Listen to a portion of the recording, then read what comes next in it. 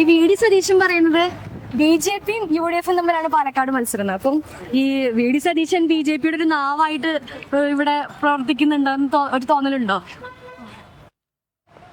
ഞാൻ മനസ്സിലാക്കുന്നത് അദ്ദേഹത്തെ പാലക്കാട് നടക്കുന്ന മത്സരത്തെ പറ്റി യാതൊരു ധാരണയും ഇല്ല എന്നാണ്. അദ്ദേഹം ഇതിനെ പുറമേ നിന്നുള്ള ഒരാളെന്നുള്ള രീതിയിൽ നോക്കിക്കണ്ട് ചില അഭിപ്രായ പ്രകടനങ്ങൾ നടത്തുന്നു. അദ്ദേഹം തുടക്കം മുതൽ ബി ജെ പിക്ക് വേണ്ടി തന്നെയാണ് സംസാരിച്ചുകൊണ്ടിരുന്നത്. എന്നാൽ നേരിട്ട് അങ്ങനെയാണെന്ന് തോന്നാത്ത വിധം മികച്ച സ്ഥാനാർത്ഥിയെ അവതരിപ്പിക്കുന്നു എന്ന് പറഞ്ഞ് ആർക്കും സാധ്യത ഉണ്ടാക്കി കൊടുക്കാൻ വേണ്ടി നടന്ന ഉപജാപമാണെന്ന് തുടക്കം മുതലേ നമ്മൾ പറയുന്നുണ്ടായിരുന്നു. അദ്ദേഹം യാഥാർത്ഥ്യബോധം ഉൾക്കൊള്ളാതെ ബി ജെ പിയും യു ഡി എഫും തമ്മിലാണ് മത്സരം എന്ന് പറയുന്നത് രണ്ടാം സ്ഥാനത്തിന് വേണ്ടിയുള്ള മത്സരം ആര് തമ്മിൽ എന്നുള്ളതിന്റെ ഉത്തരമായിട്ടാണ് എനിക്ക് തോന്നിയിട്ടുള്ളത്. അത് പറയാൻ അങ്ങനെ പറയുന്നുമില്ല. കുത്തി ചോദിച്ചാൽ മാത്രമല്ല ഇത് ഏത് സ്ഥാനത്തിന് വേണ്ടിയാണെന്ന് ആരും ചോദിക്കുന്നില്ലല്ലോ. അപ്പൊ അതുകൊണ്ടാണെന്നാണ് ഞാൻ മനസ്സിലാക്കുന്നത്. അദ്ദേഹത്തിന്റെ മനസ്സിൽ വ്യക്തമായി അറിയാം ഇത് രണ്ടാം സ്ഥാനത്തിന് വേണ്ടി യു ഡി എഫും ബി ജെ പിയും തമ്മിലാണെന്ന്. അതുപോലെ തന്നെ ഇന്നലെ ഈ ആത്മഹത്യ വിവാദം പാലക്കാട് വന്നതോടുകൂടി ആ ഒരു വിവാദ ഷീറ്റ്. അപ്പോ ഇന്നലെ യുപിനെ കണ്ടിട്ട് എന്തൊക്കെയാണ് സംസാരിച്ചിട്ടുണ്ടായത് ഇതിനെ പറ്റിയിട്ട്? ഞാൻ അതിന് മുമ്പും അദ്ദേഹം എന്ന് ഞാൻ സൂചിപ്പിച്ചിരുന്നു. സ്ഥാനാർത്ഥിത്വം വന്നപ്പോ തന്നെ അദ്ദേഹവുമായിട്ട് ആശയവിനിമയം നടത്തിയ ഒരാളാണ്. വളരെ സരസമായി ഒന്ന് രണ്ട് കാര്യങ്ങൾ എന്നോട് പറഞ്ഞിരുന്നു അദ്ദേഹം. അപ്പൊ അദ്ദേഹത്തിനെ പോലെ ഒരാൾ എഴുതാത്തൊരു കാര്യം പ്രചരിപ്പിച്ച് അതും ഒരു ഉപതെരഞ്ഞെടുപ്പ് ചേലക്കരയിലും വയനാട്ടിലും നടക്കുന്ന ദിവസം അത് രാഷ്ട്രീയ ലാഭം നോക്കിയാണെന്ന് സാധാരണക്കാർക്ക് വരെ മനസ്സിലായി. മാത്രമല്ല അദ്ദേഹം ഇങ്ങോട്ട് വരാനിരുന്ന ദിവസങ്ങൾ വെള്ളി, ശനി, ഇന്നും നാളെയുമായിരുന്നു. അതൊരു ദിവസം നേരത്തെയാക്കി. ഇന്നലെ തന്നെ അദ്ദേഹം എത്തുകയും അദ്ദേഹം പൊതുവേദിയിൽ സംസാരിക്കുകയും പത്രസമ്മേളനം നടത്തുകയും ഒക്കെ ചെയ്തു. എന്നോട് അദ്ദേഹം പറഞ്ഞത്, എടോ ഞാൻ പറഞ്ഞതൊന്നും പറയാത്തതാണെന്ന് തനിക്കറിയാമെന്ന് എനിക്കറിയാം, ഇങ്ങനെയാ പറഞ്ഞത്. ഇതിൽ കൂടുതൽ എന്താ വേണ്ടത്? കഴിഞ്ഞ ഇന്നലത്തെ മാധ്യമങ്ങൾ ചർച്ച ചെയ്ത കാര്യമാണ് അത് കോൺഗ്രസും ബി ജെ പി തെരഞ്ഞെടുപ്പ് അടുക്കുന്ന ദിവസങ്ങളായപ്പോൾ വ്യാപകമായിട്ട് കള്ളവോട്ടുകൾ ചേർക്കപ്പെടുന്നു. ഈ ഒരു തെരഞ്ഞെടുപ്പിന്റെ അവസാന ഘട്ടത്തിൽ ഇങ്ങനെ ഒരു നീക്കം നടത്താനുണ്ടായ മോട്ടീവ് എന്തായിരിക്കും? ഇവിടെ നടക്കുമെന്ന് ഒരു സാഹചര്യം ജൂൺ 4 റിസൾട്ട് വന്നപ്പോൾ വടകര MP ആയി തിരഞ്ഞെടുക്കപ്പെട്ടതോടുകൂടി ഉണ്ടായതാണ്. അതിനുശേഷം നേരിയ സാധ്യത നിലനിൽക്കുന്നു എന്നുള്ള ബി ജെ പിയുടെ തോന്നലിൽ നിന്ന് ബി ജെ പി ഇവിടെ വോട്ട് ചേർക്കാനുള്ള അവസരമായിട്ട് കണ്ടത് മലമ്പുഴയിൽ താമസിക്കുന്ന, മലമ്പുഴയിൽ 2ാം സ്ഥാനത്താണ് ബി ജെ പി. അപ്പോൾ അവിടെ നിന്ന് ആളുകൾ ഇവിടേക്ക് താൽക്കാലിക അഡ്രസ്സുകളും കാണിച്ചുകൊണ്ടൊക്കെ ചേർക്കാമെന്ന് കരുതി കാണാം. അവരത് ചെയ്യുമ്പോൾ നമ്മളല്ലേ ജയിക്കേണ്ടത് എന്നുള്ള അന്നത്തെ തോന്നലിൽ യു ഡി എഫ് അതിനൊരു മറുപടി ചെയ്തു. യു ഡി എഫും വൻതോതിൽ അപ്പുറത്തും ഇപ്പുറത്തും ഇരിക്കുന്ന കുടുംബ പഞ്ചായത്ത്, മരുത് റോഡ് പഞ്ചായത്ത്, അതുപോലെ തന്നെ തൊട്ടപ്പുറത്തെ അസംബ്ലികളുടെ ഭാഗമായിട്ടുള്ള സ്ഥലങ്ങളിൽ നിന്നൊക്കെ വ്യാപകമായി വോട്ടുകൾ ചേർത്തു. ഇത് രണ്ടുപേരും തങ്ങൾക്ക് അനുകൂലമാക്കുന്നതിന് വേണ്ടി ചെയ്ത ഒരു വിക്രസാണ്. അത് തെളിവുകളോടുകൂടി ഇപ്പോൾ പുറത്തേക്ക് വരാനുള്ള ഒരു സാധ്യത ഉണ്ടായപ്പോൾ രണ്ടുപേരും അങ്കലാപ്പിലായി എന്നാണ് ഞാൻ മനസ്സിലാക്കുന്നത്. ബന്ധപ്പെട്ട് വേറെ കാര്യം കൂടി ചോദിക്കട്ടെ. കരുണാട്ടന്റെയും ഭാര്യയുടെയും പേരില് കള്ളവോട്ട് ഉണ്ട് എന്നൊക്കെ പറഞ്ഞിട്ട് ഇവരിങ്ങനെ തുടങ്ങിയിട്ടുണ്ട്. അപ്പൊ അതൊരു പരാജയ വിധി കൊണ്ടാണ് യു ഡി എഫ് പറയുന്നത് തോന്നുന്നുണ്ടോ? ഇന്ന് വൈകിട്ട് 4 മണിക്ക് വീട്ടിന്റെ മുമ്പിൽ നിന്ന് ഞാനൊരു പത്രസമ്മേളനം നടത്തുന്നുണ്ട്. ആണോ? എന്റെ വീട്ടിന്റെ മുമ്പിൽ നിന്ന് ആ വീട് ഏതാണെന്നും അത് എന്റെ വീടാണോ എന്നും എന്റെ വോട്ട് എങ്ങനെയാണ് അവിടെ വന്നത് എന്നും മുഴുവൻ ലോകവും അറിയണമെന്നും ഞാൻ പാലക്കാടുകാരനാണോ അല്ലയോ എന്നുള്ളതാണല്ലോ വലിയ ചോദ്യം. അപ്പൊ ഞാൻ ഇന്നലെ ഒരു വെറുതെ 1-2 പേരോട് ഒരു മറുചോദ്യം ചോദിച്ചു. എന്താണ് പാലക്കാടുകാരൻ എന്നുള്ളതിന്റെ ഡെഫിനിഷൻ? പാലക്കാട് അസംബ്ലിക്കുള്ളിൽ തന്നെ ജനിച്ചു വളർന്ന ആൾ എന്നാണോ വിലയിരുത്തലെങ്കിൽ എന്ന് ചോദിച്ചു. അങ്ങനെയാണെങ്കിൽ 30% വരുന്ന വോട്ടർമാർ പാലക്കാടുകാരല്ല, ഇവിടെ വന്ന് സെറ്റിൽ ചെയ്യുകയും അവർ ജോലി ആവശ്യങ്ങൾക്കായിട്ടും അല്ലാതെയും ഒക്കെ ഇവിടെ വന്നവരും കൂടി ചേർന്നാണ് ഒരു നാടുണ്ടാവുന്നത്. ആ കൺസെപ്റ്റിൽ 8.5 കൊല്ലമായി ഞാൻ ഈ നാട്ടുകാരനാണ്. ഒറ്റപ്പാലത്തായിരുന്നു. പാലക്കാട് എന്ന് പറയുമ്പോൾ പാലക്കാട് ടൗണിൽ തന്നെയാണ് മുഴുവൻ സമയം എന്നല്ല. 5 വർഷം പൂർണ്ണമായും ഞാൻ ഒറ്റപ്പാലത്തായിരുന്നു, കഴിഞ്ഞ അസംബ്ലി തെരഞ്ഞെടുപ്പ് വരെ. അതിനു മുന്നേ ഞാൻ വാങ്ങിയ വീട് ഇന്നിപ്പോ ഞാൻ ആധാരം വരെ കാണിക്കാൻ പോവാണ്. ഡോക്യുമെന്റ് അടക്കം ഇന്ന് കാണിച്ചു കൊടുക്കുമ്പോ ചിലരൊക്കെ മിണ്ടാട്ടം മുട്ടുന്നതും സ്വന്തം വീട്ടില് ഒരു വോട്ട് ചേർത്തതിന് ഇവർക്ക് എന്താണ് കുഴപ്പം എന്നാണ് ഞാൻ ചോദിക്കുന്നത്. എൻ്റെ ഐഡന്റിറ്റി ഉള്ള, എൻ്റെ ഭാര്യയുടെ ഐഡന്റിറ്റി ഉള്ള 7 വർഷത്തോളമായി ഞങ്ങൾക്ക് ഓണർഷിപ്പുള്ള വീട്ടിൽ ഞാൻ കഴിഞ്ഞ 3 വർഷങ്ങളിലായി എത്രയോ തവണ സ്ഥിരതാമസമാക്കിയിരിക്കുന്ന സ്ഥലത്ത് പോയി വരും. പാലക്കാട് നിന്ന് ഒറ്റപ്പാലത്തേക്ക് ഞാൻ പോയി വന്നിട്ടുണ്ട്.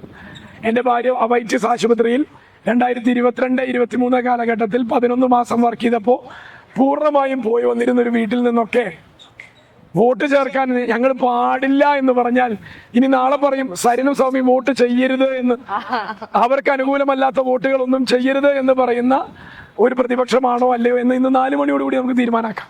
അപ്പൊ ആ കാര്യത്തിലൊരു തീരുമാനം. അതെ അതെ. ഈ വിഷയങ്ങൾ നോക്കുമ്പോഴേ ഇവിടുത്തെ ഡോക്ടർ ആയതുകൊണ്ട് തന്നെ ഞാൻ പറയണേ, ഇപ്പം നമ്മുടെ ഇവിടുത്തെ കോർപ്പറേറ്റീവ് ഹോസ്പിറ്റൽ കോൺഗ്രസിന്റെ ഒരു ഭരണാധികാരത്തിൽ അവരുടെ ഒരു കീഴിലുള്ള ഒരു ഹോസ്പിറ്റൽ എന്നുള്ള പോലെ പ്രവർത്തിക്കണം. പക്ഷെ ഭയങ്കര ശോചനീയമായിട്ടുള്ള ഒരു അവസ്ഥയിൽ പോയിക്കൊണ്ടിരിക്കുന്ന ഹോസ്പിറ്റലാണ്. ഒന്ന് പൈസയും ആകുന്നുണ്ട്. അപ്പോൾ ഡോക്ടർ ഇവിടെ ജയിച്ച് വന്നു കഴിഞ്ഞാൽ ഇത്തരം പ്രശ്നങ്ങൾക്കൊക്കെ ഒരു ഡോക്ടർ എന്ന നിലയിലും ഈ സഹകരണ അടിസ്ഥാന ആശുപത്രി എന്നുള്ള രീതിയിൽ ഒരുപക്ഷെ കൊണ്ടു നടക്കാൻ അറിയാത്തവർ കൊണ്ടു നടന്നതുകൊണ്ട് എത്രയോ സാധ്യതകൾ ഉണ്ടായിരുന്നു. പാലക്കാട് മെഡിക്കൽ കോളേജ് വരുന്നതിന് മുന്നേ ജില്ലാ ആശുപത്രിയോളം തന്നെ വലിപ്പത്തിലേക്ക് കൊണ്ടുവരാൻ പറ്റിയ ഒരു ആശുപത്രിയായിരുന്നു. പക്ഷേ കോൺഗ്രസിന് എല്ലായ്പ്പോഴും മേൽവിലാസങ്ങൾ ഉണ്ടാക്കാനേ താല്പര്യമുള്ളൂ. അതിൻ്റെ ഉപയോഗം, അതിൻ്റെ ഗുണം ജനങ്ങൾക്കുണ്ടാകണമെന്ന് യാതൊരു നിർബന്ധവുമില്ല. ഞങ്ങൾ നടത്തുന്ന ആശുപത്രി എന്ന് വരണം, അവിടെ എന്താണുള്ളത് എന്ന് കാലങ്ങളായി ജനങ്ങൾ ചോദിക്കുമ്പോൾ എന്തൊക്കെയോ ചിലത് ചെയ്യാനുള്ള ശ്രമത്തിനപ്പുറം വലിയ രീതിയിൽ അതിനൊരു സാധ്യത ഉണ്ടായിരുന്നതിനെ പാടെ അവഗണിച്ചിരിക്കണം. നേരം മെനക്കെടാൻ വയ്യാത്തവർ ചെയ്യുന്ന സേവനം ജനം തള്ളിക്കളയും. അതിൻ്റെ ഒരു അവസ്ഥ തന്നെയാണ് ആ ആശുപത്രിക്ക്. പറഞ്ഞു വന്നത്, ഇനി നമുക്ക് എന്തൊക്കെ ചെയ്യാം ആരോഗ്യ മേഖലയിൽ എന്നാണെങ്കിൽ ജില്ലാ ആസ്ഥാനത്തിൽ ജില്ലാ പഞ്ചായത്തിൻ്റെ കീഴിലുള്ള ജില്ലാ ആശുപത്രി അടക്കം പുതിയ അർബൻ ഹെൽത്ത് സെൻ്ററുകൾ എന്നുള്ള രീതിയിൽ കേരള സർക്കാരിൻ്റെ ആരോഗ്യവകുപ്പിൻ്റെ കീഴിലുള്ള ആ പദ്ധതിക്കനുസരിച്ച് പാലക്കാട് എന്തൊക്കെ സാധ്യതകളുണ്ട്. നമ്മൾ NHM എന്ന് പറയുന്ന നാഷണൽ ഹെൽത്ത് മിഷന്റെ ഭാഗമായി പാലക്കാടിനെ എങ്ങനെയൊക്കെ കൂടുതൽ ആരോഗ്യകരമാക്കി മാറ്റിയെടുക്കാം.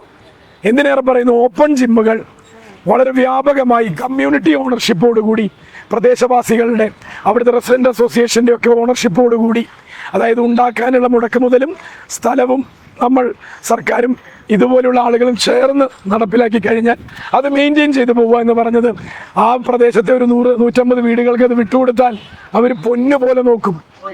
ആളും നാഥനും ഇല്ലാതെയാക്കി കളയുക എന്നും അവസാനം അനാഥമായി പ്രേതാലയങ്ങൾ പോലെ ആവുക എന്നുള്ളതും അല്ല ഓപ്പൺ ജിമ്മുകൾക്ക് വേണ്ട ഏറ്റവും വലിയ ഒരു അതിൻ്റെതായിട്ടുള്ളൊരു മികവ് നിലനിർത്താൻ പറ്റണം. അപ്പോൾ ഒരു 10-50 പോക്കറ്റുകളിൽ നമുക്കത് കൊണ്ടുവരാൻ പറ്റിയാൽ അത് ഹെൽത്തിനുള്ള നമ്മുടെ ഇൻവെസ്റ്റ്മെന്റും കൂടിയാണ്. Prevention is better than cure. കൈകൂപ്പിയൊക്കെ വരുന്നുണ്ടല്ലോ, ഹസ്തദാനം ഉണ്ടാവില്ല വിചാരിച്ചു ഞാൻ. കൈകൂപ്പിയപ്പോ ഇന്ന് നമ്മൾ കർണകി അമ്മന്റെ അമ്പലത്തിൽ പോയി. കേരളത്തില് ഇന്ന് വിശേഷ ദിവസം കൂടി. അവിടെ കർണകി അമ്മന്റെ പ്രതിഷ്ഠയുള്ള അമ്പലങ്ങൾ വളരെ വിരളമാണ്. അപ്പൊ അവിടെ ഒന്ന് പോയി, അത് മൂത്താന്തറ ഭാഗത്താണ്. അപ്പൊ ആ ഭാഗത്തൊന്ന് പോയപ്പോ അവിടുത്തെ മഞ്ഞൾ പ്രസാദം, മഞ്ഞൾ ചന്ദനമാണത്. അപ്പൊ നേരത്തെ തന്നെ ഈ ഓപ്പൺ ജിമ്മിന്റെ കാര്യം വളരെ ഇതായിട്ട് പറഞ്ഞപ്പോൾ നമ്മൾ കണ്ടതാണ്. കേരളത്തിൽ ഓപ്പൺ ജിം എന്ന കോൺസെപ്റ്റ് കൊണ്ടുവരുന്നത് തന്നെ പാലക്കാട്. ഇവിടുത്തെ മുൻ MP രാജേഷ് ആയിരുന്നപ്പോഴായിരുന്നു. അതെ MP രാജേഷിന്റെ നേതൃത്വത്തിൽ കൊണ്ടുവന്നത്. പക്ഷെ നിലവിൽ അവിടുത്തെ ഓപ്പൺ ജിം കാണുമ്പോൾ നമുക്ക് വളരെ ബുദ്ധിമുട്ട് തോന്നാറുണ്ട്. പക്ഷെ രാവിലെ ഇപ്പോൾ ഇവിടെ വരുമ്പോൾ തന്നെ ഇവിടെയുള്ള ആളുകളെല്ലാം എക്സസൈസ് ചെയ്യുമ്പോൾ ഒരു ശബ്ദവും അല്ലെങ്കിൽ അതിന്റെ ഒരു അറ്റ്മോസ്ഫിയർ തന്നെ ഒരുപാട് ചേഞ്ച് ആയിട്ടുണ്ട്. ഞാൻ അതിന്റെ പൊതുജനങ്ങൾക്കായിട്ട് അതിന്റെ ഒരു കൺസെപ്റ്റിനെ പറ്റി പറയാം. ഒരു MP ആസ്തി വികസന ഫണ്ടിൽ നിന്ന് എന്തെങ്കിലും വികസനത്തിന് വേണ്ടിയുള്ള പ്രൊജക്റ്റ് ഉണ്ടായാൽ അത് ഉണ്ടായ ശേഷം അതിന്റെ ടേക്ക് ഓവർ ചെയ്യപ്പെടുന്നത് ജില്ലാ ഭരണകൂടമോ അല്ലെങ്കിൽ തദ്ദേശ ലോക്കൽ ബോഡികളോ ആയിരിക്കും. ഇതതുപോലെ പാലക്കാട് നഗരസഭയ്ക്ക് കളക്ടറുടെ അധ്യക്ഷതയിൽ ചേർന്ന കമ്മിറ്റി കൈമാറിയതായിരുന്നു. നഗരസഭ കൊണ്ടു നടക്കേണ്ടുന്ന ഒരു സാഹചര്യത്തിൽ അവർക്ക് രാഷ്ട്രീയ ലാഭം മാത്രം നോക്കി ഇതങ്ങ് നശിച്ചു നോക്കോട്ടെ എന്നുള്ള ഉത്തരവാദിത്ത ബോധം മാത്രമേ ഉണ്ടായിരുന്നുള്ളൂ. പകരം നമ്മളതിന് ഒരുപക്ഷെ അവരിൽ നിന്ന് തിരിച്ചെടുത്തിട്ട് നല്ല രീതിയിൽ ആക്കിയിട്ട്, ഞാൻ നേരത്തെ പറഞ്ഞ പോലെ കമ്മ്യൂണിറ്റി ഓണർഷിപ്പോട് കൂടി വേണ്ട, നമുക്ക് തദ്ദേശ സ്വയംഭരണ സ്ഥാപനത്തിന്റെ പിന്തുണ വേണ്ട, പൊതുജനം നോക്കിക്കോളും. പൊതുജനത്തെ നോക്കാൻ വയ്യാത്ത മുനിസിപ്പാലിറ്റിയെ നമ്മൾ നോക്കിയേക്കാം. എന്തൊക്കെയാ പരിപാടി? ഒരു റാലിയൊക്കെ ഇല്ലേ നമുക്ക്? നമ്മളെ റാലിയിൽ 4 മണി മുതൽ. Good morning. ഞങ്ങളുടെ പരിപാടിയുടെ ഇടയിൽ കൂടാണോ? ലൈവത്തോൺ തുടങ്ങാൻ പോണേല്ലോ. ഇത് കോഫി വിത്ത് സരിനാണ്. Coffee with Sarin. എങ്ങനെയുണ്ട് പരിപാടികളൊക്കെ? അവസാന വട്ടത്തെ ഓട്ടത്തിലാണല്ലേ? അതെ എന്ന് വെച്ച് കഴിഞ്ഞാൽ 5 ദിവസങ്ങൾ കൂടി ഉണ്ട് എന്നുള്ള ബോധ്യത്തിൽ പറയാനുള്ളതൊക്കെ പറഞ്ഞ് ഇന്നൊരു പത്രസമ്മേളനം കൂടി ഉണ്ട്. എന്റെ സ്വന്തം വീടിന്റെ മുമ്പിൽ നിന്ന്, ഇവിടെ പറയാതെ വേണമെങ്കിൽ അതന്നെ ഞാൻ പറയുന്നത്, എന്റെ സ്വന്തം വീടിന്റെ മുമ്പിൽ നിന്ന്, അവിടെ പറയല്ല, അവിടെ പറയാം. അതവിടെ പറയുന്നത്, എന്റെ സ്വന്തം വീടിന്റെ മുമ്പിൽ നിന്നുകൊണ്ട് എന്റെ വീടാണോ ഇത് എന്ന് പരിശോധിക്കാനും എന്റെ വോട്ട് ഇവിടെ ചേർക്കാൻ എനിക്ക് അവകാശമുണ്ടോ ഇല്ലയോ എന്നുള്ളത് വിലയിരുത്താനും എല്ലാവരോടും സത്യം വിളിച്ച് പറയണമല്ലോ. സരിൻ കൃത്രിമം നടത്തിയെന്നാണ് പറയുന്നത്. അതെ അതെ, ഇത് കഴിഞ്ഞാൽ മനസ്സിലാവും എങ്ങനെയാണ് കൃത്രിമം നടത്തിയവരുടെ ആ വോട്ടുകൾ കണ്ടുപിടിക്കപ്പെടാതിരിക്കാൻ ഇമാതിരി ഉടായ്പ കൊണ്ടുവരുന്നത്. ഞങ്ങൾ സ്വീകരിക്കുന്നത് തന്നെ ഈ വി.ഡി. സതീശന്റെ നുണകൾക്കെതിരെയുള്ള വലിയ പോരാട്ടത്തിന്റെ ഭാഗമായിട്ടാണ്. അങ്ങനെയുള്ള നുണകളെ പൊളിക്കുക എന്നുള്ളത് തന്നെയാണ് പാലക്കാട്ടെ തെരഞ്ഞെടുപ്പ്. ഈ CPM ഉയർത്തിയ ഈ വ്യാജ വോട്ട് ആരോപണത്തെ അവർ പ്രതിരോധിക്കുന്നത് പ്രധാനമായും സരിന്റെ ഇത് 4 മണിയോടുകൂടി ആ പ്രതിരോധം അവസാനിക്കും. ഇതിനപ്പുറത്തേക്ക് സസ്പെൻസ് ആണോ? അല്ല, ഞാൻ വസ്തുതകൾ പറയുമ്പോൾ കൊള്ളേണ്ടവർക്കൊക്കെ ചിലവർക്ക് കൊള്ളും, അത്രേ ഉള്ളൂ. ആർക്കായിരിക്കും? നിങ്ങളല്ലേ ഈ മറ്റേ പ്രസ് ക്ലബിലൊക്കെ വിളിച്ചില്ലേ? വി.ഡി. സതീശനെ വിളിച്ചല്ലോ. പിന്നെ അത് വരാൻ സാധ്യതയില്ലല്ലോ. അതെ. അപ്പൊ ഞാൻ എന്റെ വീട്ടിലേക്ക് ക്ഷണിക്കുകയാണ്. അതുകൂടിയാണ് ഇവിടുത്തെ കോൺഗ്രസ് പ്രവർത്തകർക്ക് 27-ാം വാർഡിലുള്ള കൃഷ്ണ എന്ന പേരുള്ള എന്റെ വീട്ടിലേക്ക് സ്വാഗതം. അവിടെ താഴത്തെ നിലയിൽ ഡോക്ടർ മീനയും ഹരിയേട്ടനും താമസിക്കുന്നുണ്ട്. മുകളിലത്തെ നിലയിലാണ് ഞങ്ങളുള്ളത്. അപ്പോൾ അവിടെ ഞങ്ങൾ ഉണ്ടാവുന്നതിന്റെ തെളിവുകളാണോ വേണ്ടത്, എന്തൊക്കെയാ വേണ്ടതെന്നൊക്കെ നമുക്ക് നോക്കാലോ, നമുക്ക് പരിശോധിക്കാം. വി.ഡി. സതീശനും കുഞ്ഞാലിക്കുട്ടിയൊക്കെ ഇന്നലെ ഇവിടെ UDF-ന്റെ വലിയൊരു റാലിയും വലിയ പരിപാടികളൊക്കെ നടത്തി. ഇല്ല, പരിപാടി നടത്തി. അവരിപ്പോഴും പറയുന്നത് വലിയ എന്നുള്ള വാക്ക് ഉപയോഗിക്കരുത്, നമ്മളതിന്റെ വലിപ്പം കണ്ടതാ. അവരിപ്പോഴും പറയുന്നത് ഇവിടെ മത്സരം ഇപ്പോൾ പ്രത്യക്ഷത്തിൽ UDF-ഉം NDA-യും തമ്മിലാണെന്ന് അവർ വീണ്ടും ആവർത്തിക്കുന്നത്. ഇത് സത്യമാണെന്നേ. 2ാം സ്ഥാനത്തുള്ള മത്സരം അവര് തമ്മിൽ തന്നെയല്ലേ. ഇതിലെന്താ അത്ര തർക്കം? ഇനി ഇൻഡിപെൻഡന്റ് ആയിട്ടുള്ള മറ്റു സ്ഥാനാർത്ഥികൾ 2ാം സ്ഥാനം കൈവശപ്പെടുത്തുകാരെ 2 രാഹുലിന്റെ പേരുള്ളവരുണ്ട്. പിന്നെ സ്വന്തം പാർട്ടിയിൽ നിന്ന് കോൺഗ്രസ് കണ്ടെത്തിയ ഒരു സെൽവൻ എന്ന് പറയുന്ന മറ്റൊരു സ്ഥാനാർത്ഥിയുണ്ട്. അപ്പൊ കോൺഗ്രസിന്റെ വോട്ടുകൾ തന്നെ രാഹുലിനേക്കാൾ കൂടുതൽ മറ്റു പലർക്കും കിട്ടാൻ സാധ്യതയൊക്കെ ഉണ്ടാവാം. 15,000 വോട്ടുകളൊക്കെയാണ് കെ മുരളീധരൻ പറഞ്ഞത് നിങ്ങളും പിന്നെ കോൺഗ്രസും തമ്മിലാണ് മത്സരം. കെ മുരളീധരൻ പറഞ്ഞു. കെ മുരളീധരൻ മാത്രമല്ല, ഒരുപാട് പേര് പറഞ്ഞു. രമേശ് ചെന്നിത്തല പറഞ്ഞു. കോൺഗ്രസിൽ ഇനി ഒരുപാട് പേര് അങ്ങനെ 2 ദിവസങ്ങളിൽ പറയുകയും ചെയ്യുവേ. പിന്നെ കുഞ്ഞാലിക്കുട്ടി സാഹിബ് അങ്ങനെ പറഞ്ഞു എന്നാണ്. 5,000 വോട്ടിന്റെ ഭൂരിപക്ഷമാണ് പ്രവചിക്കുന്നത്. അദ്ദേഹത്തിന്റെ പ്രവചനം ആദ്യമായിട്ട് രാഷ്ട്രീയ കേരളത്തിൽ തെറ്റിയെന്ന് അദ്ദേഹം തന്നെ വോട്ടിംഗ് കഴിഞ്ഞ ഉടനെ വിലയിരുത്തും. 23-ാം തീയതി വരെ അദ്ദേഹത്തിന് പോകേണ്ടി വരില്ല. വോട്ടിംഗ് അവസാനിച്ച ആ നിമിഷം അദ്ദേഹത്തിന് മനസ്സിലാവും പറ്റിപ്പോയി. മാത്രമല്ല, ലീഗിന് എത്ര കാലം UDF-ൽ ഉണ്ടാകും എന്നുള്ളത് മനസ്സിലാക്കാൻ വേണ്ടി അദ്ദേഹം ഒരു ടെസ്റ്റ് ഡോസ് കൊടുത്തതായിരിക്കാം. 15,000 വോട്ടിന് ഈ സ്ഥാനാർത്ഥി ജയിച്ചില്ലെങ്കിൽ ഞങ്ങളപ്പോൾ കാണിച്ചു തരാം, ജയിച്ചില്ലെങ്കിലും ഞങ്ങൾ എന്ത് ചെയ്യുമെന്ന് തീരുമാനിക്കാമെന്നൊക്കെ ആയിരിക്കും അതിന്റെ അർത്ഥം. ഈ ആത്മകഥാ വിവാദം നിലനിൽക്കുന്ന ഇന്നലെ ജയരാജൻ ഇവിടെ എത്തുകയും താങ്കൾ ഊതിക്കാച്ചിയ പൊന്നാണെന്നാണ് പറഞ്ഞത്. അദ്ദേഹത്തിന്റെ, ഞാൻ പറഞ്ഞത്, അദ്ദേഹം സരസമായി നിഷ്കളങ്കമായി സംസാരിക്കുന്ന ഒരു മനുഷ്യനാണ്.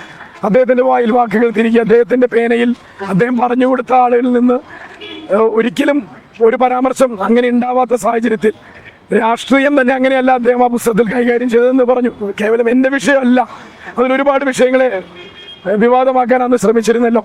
സരിനെ ഇന്നലെ വാനോളം പുകഴ്ത്തിയുണ്ടായി അദ്ദേഹം പറഞ്ഞ കാര്യങ്ങൾ അദ്ദേഹത്തിന്റെ ബോധ്യങ്ങളായിരിക്കും. അതുകൊണ്ട് പിന്നെ പുകഴ്ത്തലായിട്ട് ഞാനത് ആ പരിപാടിയിലേക്ക് എത്തിച്ചേരുമ്പോഴേക്കും മഴ വന്നു. അദ്ദേഹത്തിന് പൊതുയോഗം പൂർണ്ണമാക്കാൻ സാധിച്ചില്ല എന്നുള്ളൊരു സങ്കടമുണ്ട്. ഞാനും കൂടി അവിടെ എത്തേണ്ടതായിരുന്നു. മാധ്യമങ്ങളെ കണ്ടപ്പോഴും അദ്ദേഹം താങ്കളുടെ വിദ്യാഭ്യാസ യോഗ്യത, പ്രവൃത്തി മേഖലയിൽ താങ്കളുടെ പരിചയം എന്നിവയൊക്കെ സംസാരിക്കുകയുണ്ടായി. സത്യത്തിൽ അദ്ദേഹം വന്ന് ഇവിടെ ഈ പ്രചാരണം നടത്തിയതുകൊണ്ട് ഈ വിവാദം തണുക്കും എന്ന് പ്രതീക്ഷിക്കുന്നുണ്ടോ? ഇതൊരു വിവാദമല്ല, ജനങ്ങളുടെ ഇടയിലേക്ക് നമ്മൾ എന്താണ് എന്ന് മനസ്സിലാക്കാനുള്ള ഒരു അവസരം കൂടിയായി മാറി എന്നേ ഉള്ളൂ. ഈ വിവാദം എന്നുള്ള വാക്ക് റിപ്പോർട്ടിങ്ങിലാണെങ്കിലും മറ്റാളുകളിലാണെങ്കിലും അങ്ങനെ സമൂഹത്തിൽ ഉണ്ടെങ്കിലേ ഉപയോഗിക്കാൻ പാടൂ എന്നൊരു തിരുത്തൽ ഞാൻ പറയാണ്. അങ്ങനെ ഒരു വിവാദത്തിന്റെ പശ്ചാത്തലം പാലക്കാടത്തെ മണ്ഡലത്തിലെ വോട്ടർമാർക്കിടയിൽ ഉണ്ടെങ്കിൽ അത് പാലക്കാടിന്റെ ഇലക്ഷനെ സ്വാധീനിക്കും. ശരിയാണ്, ഒരു വാർത്ത സൃഷ്ടിക്കുമ്പോൾ ജനങ്ങളത് വിലയിരുത്തുമ്പോൾ എന്തോ അങ്ങോട്ടും ഇങ്ങോട്ടും പറഞ്ഞുകൊണ്ടിരിക്കുകയാണല്ലോ എന്നുള്ള രീതിയിൽ അതിനെ വിവാദമായി കാണാം. പക്ഷെ ജനങ്ങളെ സംബന്ധിച്ചിടത്തോളം, വോട്ടർമാരെ സംബന്ധിച്ചിടത്തോളം ഇവിടെ അതൊന്നും ഏശിയിട്ടില്ല. ഇവിടെ ഏശാത്ത കാര്യം, ഇവിടെ വാശിയോടുകൂടി ജനം തീരുമാനിക്കാൻ ഉദ്ദേശിക്കുന്ന കാര്യമൊക്കെ അവരവരുടെ മനസ്സിന്റെ ഉള്ളിൽ സൂക്ഷിച്ചിട്ടുണ്ട്. സംസാരിച്ചിരുന്നു. പിന്നെ അദ്ദേഹം വന്ന് അദ്ദേഹത്തിനോട് മുമ്പ് സംസാരിച്ചിട്ടുണ്ട്. ഇന്നലെ എന്നെ വരുന്നതിന് മുമ്പ് വിളിച്ചു, എത്തിയിട്ട് കാണണമെന്ന് പറഞ്ഞു. ഇന്നലെ കണ്ടു. അത് പിന്നെ ഒരു സ്വകാര്യ എന്താ പറയാ കൂടിക്കാഴ്ച മാത്രമാക്കി നിങ്ങളെ വിളിച്ച് കാണിക്കേണ്ട ആവശ്യമില്ലാത്തത് കൊണ്ട് ഞങ്ങൾ അങ്ങനെയും കണ്ടു. എന്നിട്ടാണ് ഇന്നലെ രാത്രി യാത്രയൊക്കെ പറഞ്ഞത്. 10 മണിക്ക് അവിടെ ഉണ്ടാവും. തേരിന്റെ സംഘമല്ലേ അവിടെ ഉണ്ടാവും. പാലക്കാട് ആരെയായിരിക്കും തേരിലേറ്റുക? അത് പാലക്കാടത്തെ ജനങ്ങൾക്ക് അറിയാം. അത് തേരേറ്റുക എന്നുള്ളതല്ല പ്രയോഗം. അവരെ തേര് തെളിക്കാൻ ഒരാൾ വേണം. അവരെ തേര് തെളിക്കാൻ അർജുനന്റെ തേര് കൃഷ്ണൻ തെളിച്ചതുപോലെ പാലക്കാടിന്റെ തേര് തെളിക്കാൻ. അതാണ് ഈ ജനാധിപത്യത്തിലെ പ്രയോഗങ്ങൾ എപ്പോഴും നമ്മൾ സൂക്ഷിച്ചു വേണം ഉപയോഗിക്കാൻ. അപ്പൊ ജനങ്ങളുടെ ആ തേര് തെളിക്കാൻ ഒരാളെ, ഒരു തേരാളിയെ അവർ തിരയുന്നുണ്ട്. അത് നമ്മളുണ്ടാവും അവിടെ. ജനങ്ങളുടെ പേര് തെളിക്കാൻ പാലക്കാട് നമ്മൾ മറ്റേ കോഫി വൈൻഡപ്പ് ചെയ്തില്ലേ? കഴിഞ്ഞിട്ടില്ല, നമുക്ക് പോവാം.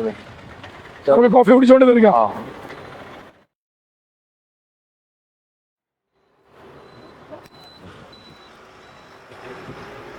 ഇന്ന്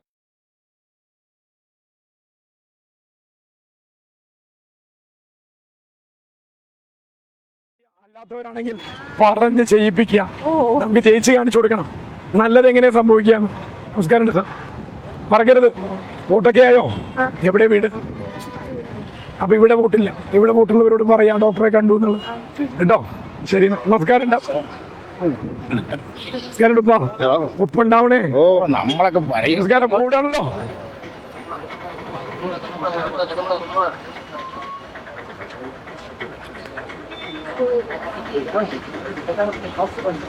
നമസ്കാരം. ഉണ്ടാവോ? എന്താ സന്തോഷം.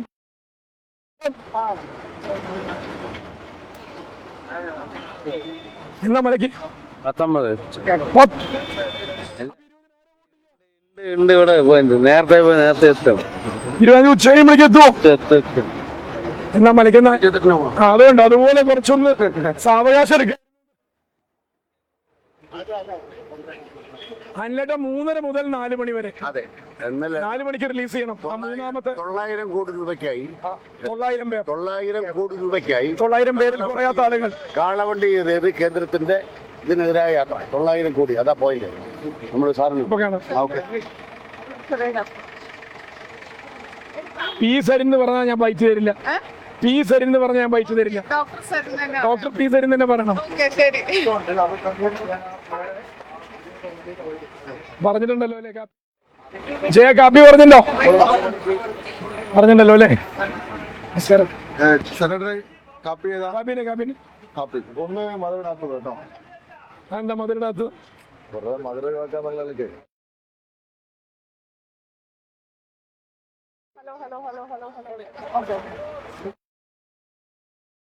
ഈ വളരെ കുറച്ച് ദിവസങ്ങൾ മാത്രമേ ഉള്ളൂ. ചായ കുടിച്ചുകൊണ്ടുള്ള തുടക്കം. അതെ അതെ, എല്ലാവരും രാവിലെ ചായ കുടിച്ചിട്ടല്ലേ തുടങ്ങ? ഞാൻ കാപ്പി കുടിച്ചിട്ടാ തുടങ്ങാം. ഓ അങ്ങനെ. ചായയോ കാപ്പിയോ, കട്ടൻ ചായയോ കട്ടൻ കാപ്പിയോ കുടിച്ചല്ലേ തുടങ്ങ? രാവിലത്തെ പ്രചരണത്തിന് മുൻപുള്ള ഒരു ഇന്ധനം നിറയ്ക്കൽ അല്ലേ? അതെ അതെ അതെ അതെ. ഇനി കുറച്ച് ദിവസങ്ങൾ മാത്രമേ ഉള്ളൂ. വിരലിൽ എണ്ണാവുന്ന ദിവസങ്ങൾ മാത്രമേ ഉള്ളൂ. ഒരു കയ്യില് വിരലുണ്ടാവുന്ന ദിവസങ്ങൾ, അങ്ങനെ പറയണം. ഓക്കെ, ഒരു കയ്യിൽ വിരലുണ്ടാവുന്ന ദിവസങ്ങൾ. ആവേശം അതിന്റെ പരകോടിയിലേക്ക് എത്തിക്കൊണ്ടിരിക്കുകയാണ്. അതെ അതെ. ഇന്നിപ്പോ കൽപ്പാത്തി തേരുകൂടി അവസാനിക്കുന്നതോടുകൂടി പൂർണ്ണമായും മണ്ഡലം പിന്നെ തെരഞ്ഞെടുപ്പിന്റെ പിടിയിലാമരും. മാത്രമല്ല കേരളത്തിലെ മുഴുവൻ വിവിധ രാഷ്ട്രീയ പാർട്ടികളിലെ ആളുകളും അടുത്ത ശനി ഞായറാണ് ഇനി വരാൻ പോകുന്നത്. മാത്രമല്ല പോളിംഗ് ബൂത്തുകളായിട്ടുള്ള സ്കൂളുകൾക്ക് തിങ്കൾ ചൊവ്വ അവധി. പാലക്കാട് പരിസര പ്രദേശത്തെ അസംബ്ലിയിലെയും തൊട്ടപ്പുറത്തെ ഇപ്പുറത്തേക്ക് സ്കൂളുകൾക്ക് ഇന്ന് രഥോത്സവം കാരണം പ്രാദേശിക അവധി. അപ്പോൾ ഒരു ഉത്സവ മൂഡിലേക്ക്, അത് ജനാധിപത്യത്തിന്റെ ഉത്സവം കൂടിയായിട്ടും ജനങ്ങൾ അങ്ങ് സെറ്റായി കഴിഞ്ഞു. അത് ആഘോഷിക്കും കേട്ടോ പാലക്കാട്ടത്തെ ജനം. വയനാട്ടിലത്തെ ജനങ്ങളെ പോലെ വയനാട്ടിലത്തെ ജനങ്ങളുടെ ഒരു നിസ്സംഗതയ്ക്ക് കാരണം അവരെ കുറ്റം പറഞ്ഞിട്ട് കാര്യമില്ല. അവർ ചെയ്ത വോട്ടിനെ വില ഇല്ലാതാക്കി കളഞ്ഞു എന്നുള്ള അവരുടെ ഫീലിംഗ് ആണത്. 1 ലക്ഷം പേര് വോട്ട് ചെയ്യാൻ വന്നില്ല 5 മാസത്തിന്റെ ഇടവേളയിൽ. പക്ഷെ പാലക്കാട് 1,95,000 പേര് വോട്ട് ചെയ്യാനുണ്ട്. അതിൽ കഴിഞ്ഞ തവണത്തേക്കാൾ ആളുകൾ ഇത്തവണ വോട്ട് ചെയ്യും. കാരണം അവർക്കൊരു കണക്ക് തീർക്കാനുണ്ട്. വിലയേറിയ വോട്ടിന്റെ വില ചിലരെയൊക്കെ പഠിപ്പിക്കാനുണ്ട്. അതിനിടയിൽ ഇപ്പൊ ഏറ്റവും കൂടുതൽ ഉയർന്നു വരുന്ന ഒരു വിവാദം എന്ന് പറഞ്ഞാൽ ഈ കള്ള വോട്ടർമാരെ കുറിച്ചിട്ടാണ്. ആദ്യം കൊണ്ടുവന്ന CPM ആയിരുന്നു. വോട്ടർമാരുടെ ലിസ്റ്റ് അടക്കം, വോട്ടേഴ്സ് ലിസ്റ്റ് അടക്കം കാണിച്ചുകൊണ്ടായിരുന്നു. പക്ഷെ അതേ ആയുധം തന്നെ ഇപ്പോ കോൺഗ്രസ് തിരിച്ചു പ്രയോഗിക്കുന്നുണ്ട്. അവർ ഉന്നയിക്കുന്ന ഏറ്റവും വലിയ ആരോപണം എന്ന് പറയുന്നത് LDFന്റെ സ്ഥാനാർത്ഥി തന്നെ ഒരു കള്ള വോട്ടർ അല്ലേ, LDF സ്ഥാനാർത്ഥിയും ഭാര്യയും കള്ള വോട്ടർ അല്ലേ എന്നാണ് ചോദിക്കുന്നത്. കള്ളന്മാരുടെ ചോദ്യത്തിന് സാധാരണ ഞാൻ മറുപടി പറയാറില്ല. പക്ഷെ ഈ ചോദ്യത്തിന് ജനങ്ങൾക്കൊരു ഉത്തരം വേണമെന്നുള്ളതുകൊണ്ട് എൻ്റെ സ്വന്തം വീട്ടിൽ വൈകിട്ട് 4 മണിക്ക് ഒരു മഹാപത്ര സമ്മേളനമുണ്ട്. അതോടെ ആരുടെ ഗ്യാസാണ് പോവുക, ആര് പറഞ്ഞതാണ് സത്യമെന്ന് ജനം വിലയിരുത്തണം. ജനത്തിനാണ് വിലയിരുത്താനുള്ള അവകാശം, UDFനല്ല. അപ്പൊ അവര് പറഞ്ഞ് മുറത്ത് കയറി കൊത്തുക എന്ന് പറയുന്ന ഒരു പ്രയോഗമുണ്ട്, നാടൻ പ്രയോഗം. ഇപ്പൊ കൊത്തിയത് മുറത്തില. അപ്പൊ ഞാൻ മുറം ചേറി തന്നെ അതിലത്തെ തവിടൊക്കെ മാറ്റി കളയണ്ടേ. അപ്പൊ ഞാൻ മുറം ചേരാൻ പോവാണ് 4 മണിക്ക്. എല്ലാവരെയും വിളിച്ചു. കാരണം കൽപ്പാത്തി തേരിന്റെ സമയം കൂടിയുള്ളത് കൊണ്ട് നിങ്ങളെ രാവിലെ വിളിച്ചാൽ നിങ്ങൾ പലരും അവിടെ ആയിരിക്കും. അതുകൊണ്ട് വൈകിട്ട് 4 മണി എല്ലാവരും കൂടി ഒന്ന് അന്വേഷിച്ചു. എന്റെ വീടിന്റെ മുമ്പിൽ തന്നെ പോരെ. ശരി. അതേപോലെ തന്നെ എന്തുകൊണ്ടായിരിക്കും ഇങ്ങനെ ഒരു ആരോപണം വരാൻ കാര്യം എന്തുകൊണ്ടായിരിക്കും? പ്രത്യേകിച്ചും അവർ പറയുന്നത് പ്രധാനപ്പെട്ട കാര്യം, സ്ഥലം ഇങ്ങോട്ടേക്ക് എത്തിയിട്ട് 3 മാസമേ ആയിട്ടുള്ളൂ. സാധാരണ ഒരു 6 മാസം ഒരേ സ്ഥലത്ത് താമസിച്ചെങ്കിൽ മാത്രമേ വോട്ടേഴ്സ് ലിസ്റ്റ് വോട്ടിംഗ്. ഞാൻ ഇതിന്റെ വിശദാംശങ്ങൾ ഞാൻ അപ്പോൾ പറയാം, കാരണം എല്ലാവരോടും കൂടി പറയേണ്ട കാര്യമല്ലേ. വിശദാംശങ്ങളിലേക്ക് കടക്കുന്നില്ല. ഒരുപാട് കാര്യങ്ങളുണ്ട്. ഒരു ഹിന്ദു ഇല്ല, അതിനൊക്കൊന്നും ഒരു ഹിന്ദു ഇല്ല. ഞാൻ പറയുന്ന കാര്യങ്ങൾ എൻ്റെ മുൻകാല പത്രസമ്മേളനങ്ങളിലെ വസ്തുതകൾ പോലെ നിങ്ങളുടെ ചോദ്യങ്ങൾക്ക് വിധേയമായി, വിമർശനങ്ങൾക്ക് വിധേയമായി ക്ലിയർ ആക്കിയിട്ട് തന്നെ ഞാൻ അവസാനിപ്പിക്കുകയുള്ളൂ. അങ്ങനെ തനിക്കെതിരെ ഉയരുന്ന ആരോപണങ്ങൾക്ക് കൃത്യമായി മറുപടി ഉണ്ടാകും. അതോ വൈകി നമുക്ക് തുടങ്ങാം. ആ പരിപാടി ഉണ്ടല്ലോ. അതെ, വേറെ കാര്യം ചെയ്യട്ടെ, ഒരു ഡോക്ടറൊന്നും അല്ലേ?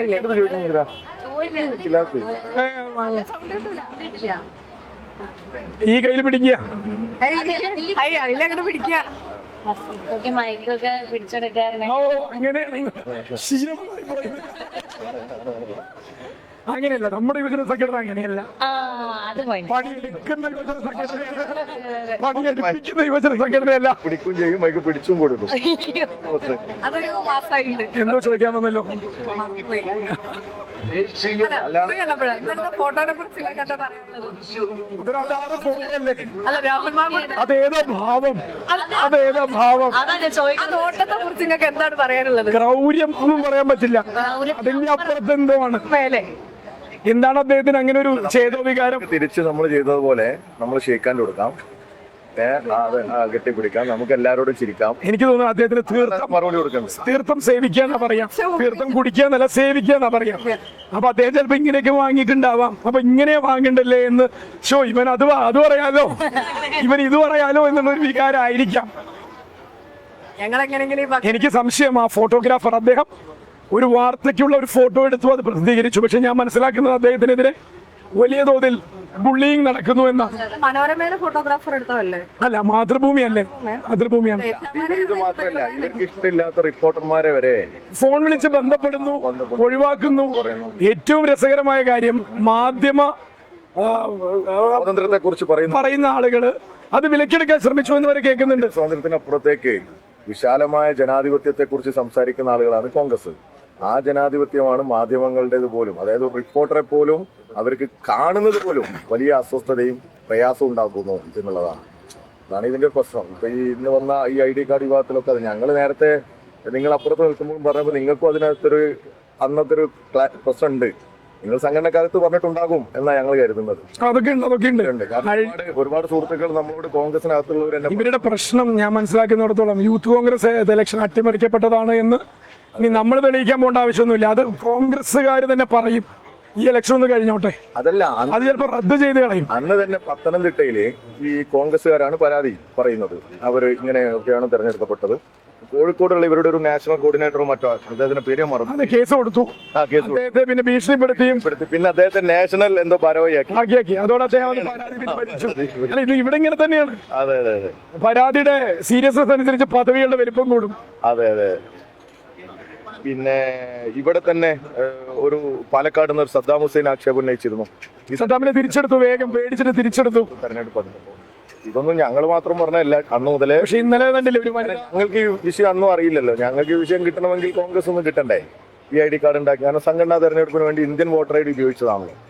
ആ ഒരു രീതിയിലേക്ക് തന്നെ ഇപ്പോഴാ, അന്ന് ഞങ്ങൾ പറഞ്ഞ ആക്ഷേപം തെരഞ്ഞെടുപ്പിൽ ഇത് ഉപയോഗിക്കപ്പെടും എന്നായിരുന്നു. ഇപ്പോഴാ തെരഞ്ഞെടുപ്പിൽ ഇത് ഉപയോഗിക്കുന്നതിന്റെ കാഴ്ചകളാണ് നമ്മൾ കണ്ടുകൊണ്ടിരിക്കുന്നത്.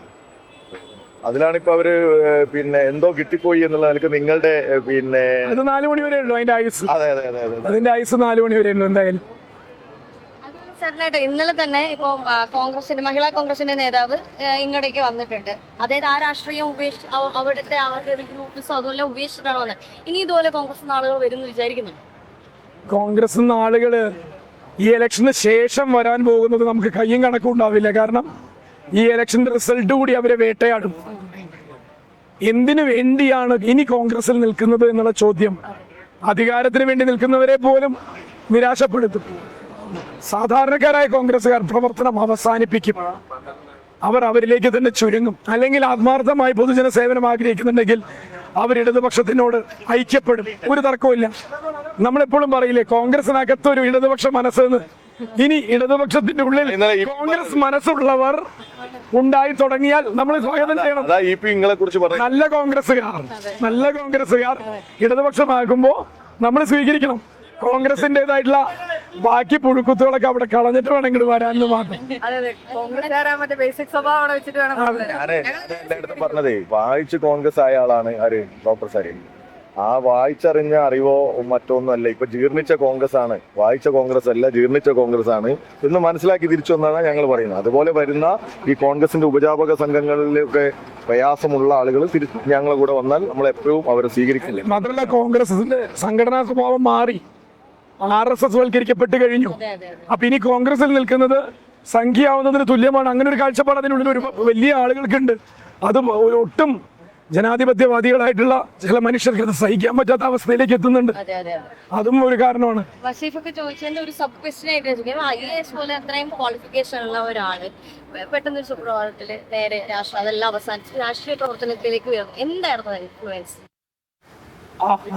എന്തായിരുന്നു അതിനൊരു പ്രചോദനം എന്ന് ചോദിച്ചാൽ, അവനവനിലൂടെ സാധിക്കാവുന്നത് എന്ത് എന്നുള്ളതിന്റെ ഒരു അന്വേഷണം എല്ലാ മനുഷ്യരും നടത്തും അല്ലേ. എന്നിലൂടെ സാധിക്കേണ്ടത് എനിക്കല്ല, മറ്റുള്ളവർക്കും കൂടി സാധിച്ചു കൊടുക്കേണ്ടത് ഇതൊക്കെയാണെന്നൊരു തിരിച്ചറിവുണ്ടായാൽ അതിനുള്ള വഴികൾ അന്വേഷിക്കാം. പരാജയപ്പെടുമോ എന്നുള്ള പേടി മാറ്റിവെക്കണം. സ്വാഭാവികമായിട്ടും ഒരു മേൽവിലാസം, രാഷ്ട്രീയ മേൽവിലാസം ഇല്ലാത്ത ഞാൻ ഒരു സിവിൽ സർവീസുകാരൻ എന്നുള്ള രീതിയിൽ ഇറങ്ങി വന്നാൽ അതിന്റെ പരിവേഷത്തിൽ നിന്ന് പൊളിറ്റിക്സ് ചെയ്യാം, അതിന്റെ ഒരു ഗ്ലാമറിൽ നിന്ന് ചെയ്യാം. പക്ഷെ അത് എത്ര കാലത്തേക്ക്? ഒരു പക്ഷേ സരിൻ എന്താണ് എന്ന് അറിയുന്നത് കൊണ്ടല്ലേ ഇടതുപക്ഷം മണിക്കൂറുകൾ കൊണ്ട് സരിനിലെ ചില ക്വാളിറ്റീസിനെ തിരിച്ചറിഞ്ഞ് സ്വീകരിച്ചത്. അത് ഞാൻ ഉണ്ടാക്കിയെടുത്തത് എങ്ങനെയാ? ആളുകളുടെ ഇടയിൽ നിന്ന് പണിയെടുത്ത് പറയാവുന്ന കാര്യങ്ങൾ പറയാവുന്നതിന്റെ ക്ലാരിറ്റിയോട് കൂടി പ്രവർത്തിച്ച് അതൊരു അസറ്റാണ് എന്നുള്ളത് ഞാനായിട്ട് തന്നെ എടുത്ത എഫേർട്ട് കൊണ്ടുണ്ടായ ഒരു ഗുണമാണ്. അങ്ങനെ മെനക്കെടാൻ തയ്യാറായ ഏതൊരു മനുഷ്യനും കരിയറിന്റെ ഏത് സമയങ്ങളിലും അവനവന് ചെയ്യേണ്ടത് എന്താണ് എന്നുള്ള റോളിൽ മാറ്റങ്ങൾ ഉണ്ടോ എന്ന് ഇടയ്ക്കിടയ്ക്കൊക്കെ നമ്മൾ റിയാലിറ്റി ചെക്ക് നടത്തുമ്പോൾ ഇത് മാറണം, ഇത് മാറ്റിപ്പിടിക്കണം എന്ന് തോന്നിയാൽ ഞാൻ മാറ്റിപ്പിടിച്ചത് പൊതുജന സേവനം എന്നുള്ള രീതിയിലൊരു വഴി. എനിക്കത് തീരെ പറ്റാത്ത ഒന്നായിരിക്കുമോ എന്നൊന്നും ഞാൻ സംശയിച്ചില്ല. അങ്ങനെയാണെങ്കിൽ നമ്മൾ നമ്മുടേതായ ഒരു വഴി വെട്ടും. ആ വഴിയിലൂടെ പിന്നെ ആരെങ്കിലുമൊക്കെ നടക്കും. നമ്മൾ നടന്നതിനേക്കാൾ ദൂരം നടക്കും. ആ ദൂരം താണ്ടുമ്പോൾ അതിന് തുടക്കക്കാരനായ ഒരാൾ ആരാന്നുള്ള ചോദ്യത്തിന് പ്രൊഫഷണലി ക്വാളിഫൈഡ് ആയിട്ടുള്ള ആളുകളെ നമ്മുടെ പൊളിറ്റിക്സിലേക്ക് അട്രാക്ട് ചെയ്യണം. ഒരുപക്ഷെ ഇടതുപക്ഷത്തിന് അടുത്ത ലോക്കൽ ബോഡിയിലും നിയമസഭയിലൊക്കെ അതിനൊരു പ്ലാറ്റ്ഫോം ഒരുക്കാൻ കഴിയും. ഒന്ന് ആലോചിച്ച് നോക്കൂ. നമ്മുടെ ഗ്രാമസഭയിലെ ഗ്രാമപഞ്ചായത്തിന്റെ പ്രസിഡന്റും മേയറും ഒക്കെ ഇപ്പൊ തന്നെ ഇപ്പൊ Beena madam Kozhikode well qualified, Arya തിരുവനന്തപുരത്ത് ചെറുപ്പക്കാരി വെൽ ക്വാളിഫൈഡ്. നമുക്ക് അങ്ങനെ ഒരുപാട് കാര്യങ്ങൾ ചെയ്യാൻ പറ്റുന്നുണ്ട് ഇപ്പൊ തന്നെ. ഇനിയും ചെയ്യാനുണ്ട് എന്നുള്ളതിന് ചില ആളുകളെ ചൂണ്ടിക്കാണിച്ചുകൊണ്ട് കൂടി ചെയ്യാൻ പറ്റുമ്പോൾ അതിൽ ഒരാളായി മാറാൻ പറ്റിയ സന്തോഷമല്ലേ ഉള്ളൂ. സരി ചേട്ടൻ കഴിഞ്ഞ ഭക്ഷണം കഴിക്കുന്നതിന്റെ ഇടയിൽ അടുക്കളയിലത്തെ ഒരു കാര്യം പറഞ്ഞു. പക്ഷെ എന്നെ സംബന്ധിച്ച് ഞങ്ങള് സ്ത്രീകളത് വീക്ഷിക്കുമ്പോൾ നമുക്ക് അതിൽ റെസ്പെക്റ്റും കൂടി ഉണ്ട്. കാരണം ഈക്വലി അടുക്കള ഷെയർ ചെയ്യാന്ന് പറയുന്നത് നമ്മളെ സംബന്ധിച്ചിട്ട് അതൊരു പുതിയതല്ല, നമ്മൾ ശീലിക്കേണ്ട ഒരു കാര്യം കൂടിയാണ്. അപ്പൊ ഇനി തുടർ പ്രവർത്തനങ്ങളിലും ഈ ഒരു ഈക്വാലിറ്റി അല്ലെങ്കിൽ സ്ത്രീകളെ ഒപ്പം നിർത്തുക അങ്ങനത്തെ സംഭവം കൂടുതൽ ഒപ്പം പോലുമല്ല, നമ്മൾ പിന്നിലായി പോകുന്നതുകൊണ്ട് ഒരു കുഴപ്പമില്ല.